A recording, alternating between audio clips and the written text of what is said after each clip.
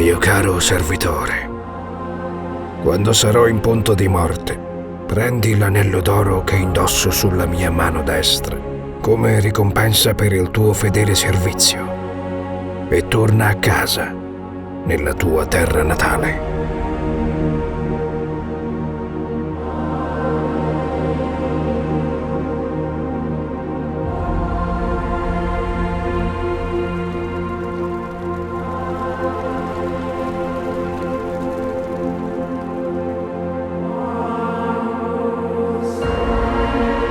Une forêt de sapins.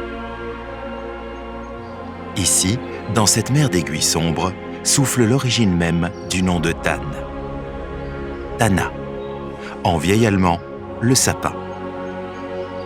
Un arbre emblématique, enraciné au cœur de la légende fondatrice de la ville. Un symbole si puissant qu'il apparaît sur les armoiries de Tan.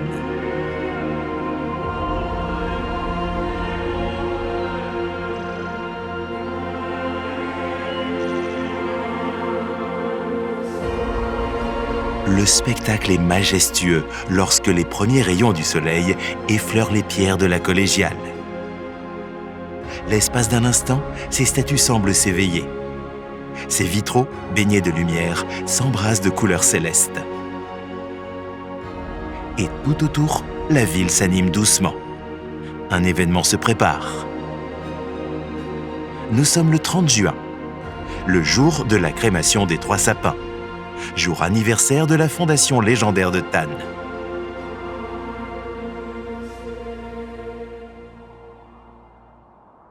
Pour comprendre cette tradition, il faut remonter le temps et voyager loin jusqu'à Gubbio en Italie.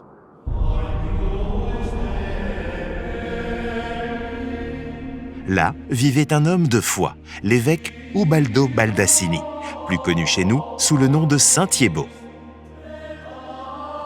L'histoire raconte que cet homme était un faiseur de paix et qu'il dédia sa vie aux pauvres et aux souffrants.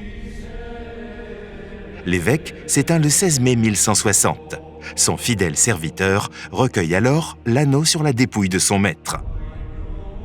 Mais en retirant le précieux bijou, quelle ne fut pas sa stupeur quand un morceau du doigt se détacha. Y voyant un signe divin, il scella cette précieuse relique dans la paume de son bourdon et se mit en route vers sa terre natale. Son voyage fut long et pénible, traversant les Alpes, la Suisse puis le Sundgau, jusqu'à ce 1er juillet 1161 où il s'effondre d'épuisement au cœur d'une forêt de sapins au pied du château de Langelbourg. À son réveil, ô stupéfaction, son bâton a pris racine. Au même instant, du château, le comte Engelhard de Ferrette aperçoit 3 lumières éthérées danser au-dessus des cimes. Alerté, il se rend sur place et rencontre le serviteur qui lui conte sa mésaventure. En découvrant l'anneau et le fragment de doigt, le comte reconnaît en ces signes une volonté céleste et promet d'élever en ce lieu une chapelle dédiée à Saint Thiébaut. Alors, un second miracle s'accomplit. Le bâton se détache sans peine comme libéré. L'écho de ces prodiges se répand comme une traînée de lumière. Très vite, Tan devient un haut lieu de pèlerinage dans le nord du Saint-Empire. Les fidèles affluent, les prières montent et les miracles s'enchaînent. Des centaines, tous consignés dans un ouvrage unique, le Tomus Miraculum Sancti Theobaldi, le livre des miracles de Saint Thiébaut.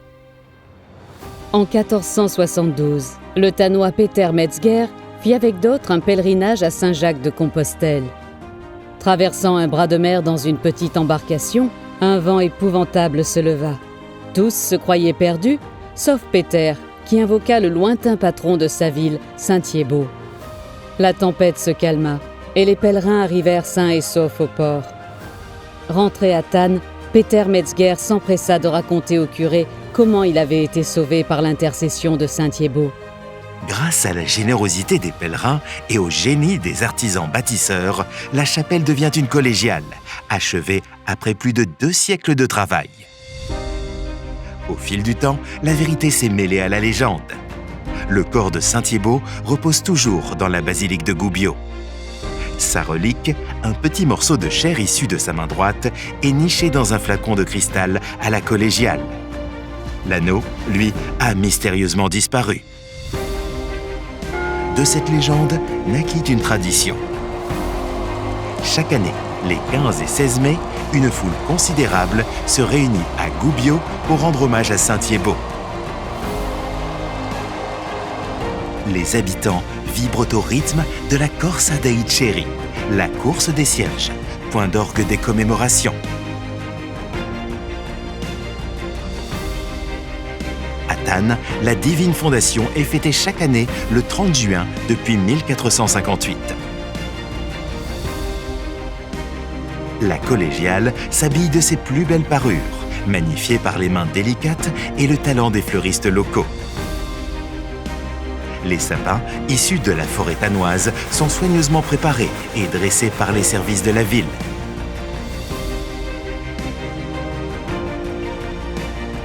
L'un, orné de bleu, symbolise la justice ou le pouvoir militaire. Un autre, agrémenté de blanc, représente le pouvoir religieux.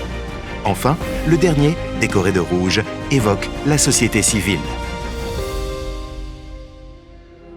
La soirée atteint son apogée avec les vêpres solennelles, empreintes de sérénité et de ferveur. Puis, la ville s'embrase sous la lumière sacrée des 3 sapins enflammés. Devant les flammes qui dansent dans la nuit, des milliers de regards s'élèvent, unis dans le souvenir du saint patron. Une communion de l'humain et du divin où le sacré rencontre le profane et où la lumière, le vent et les cendres deviennent les témoins d'un rituel immuable.